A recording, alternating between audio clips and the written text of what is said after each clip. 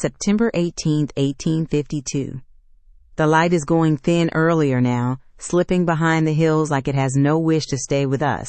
I write by the last good glow of the fire, the others already quiet in their blankets.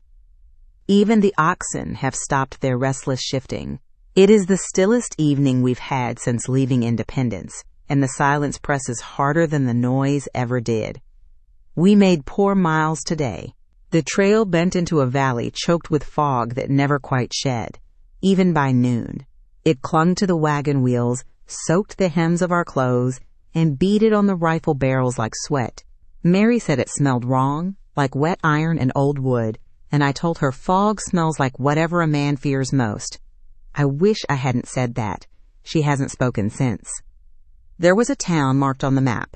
Not a proper town, just a name and a square, inked by someone with more confidence than care. We reached the place by late afternoon, but nothing stood where it ought to have. No homes, no fences, no church spire, only warped foundations and the remains of a road sinking back into the earth. Wagon ruts still scarred the ground, though grass had begun to grow inside them, as if the land itself was trying to forget. I walked the length of the main street alone. My boots struck boards hidden beneath the dirt, hollow and rotten. There were signs once, I think. I found a post with rusted nails but no board left hanging. Wind passed through the empty frames of doorways, making a low sound, almost like breathing, almost like someone trying not to be heard. What unsettled me most were the traces of order. A well, neatly bricked, a schoolhouse foundation squared true. Someone had cared here. Someone had planned to stay. We did not see graves, but I am certain they are there.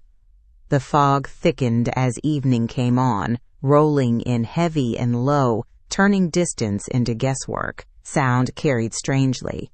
I heard the creak of our wagon behind me even when I stood still. Once, I thought I heard the bell on our lead ox, though I was holding its rope in my hand. The others wanted to camp outside the valley, but night was coming fast and the animals were spent.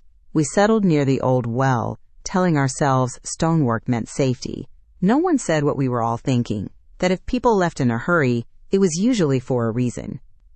I cannot shake the feeling of being observed, not by eyes exactly, but by memory, as though the ground itself remembers footsteps and is waiting for them to return.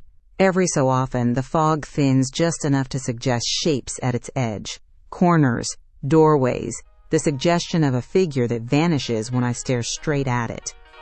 There is nothing unnatural here, no ghosts, no voices, no signs of violence, and yet my hands will not stop trembling. I keep thinking of the mapmaker, sitting somewhere safe, scratching ink onto paper, deciding this place existed long after it stopped being true, or perhaps it still exists, and we are the ones who do not belong. The fire is burning low now. The fog has crept close enough to dampen the wood, and the smoke refuses to rise, instead crawling along the ground like it is searching for something lost. If this entry is my last, let it be known that the trail did not defeat us. Hunger did not, weather did not. It was the quiet that followed us here, patient and familiar, as if we had been expected all along.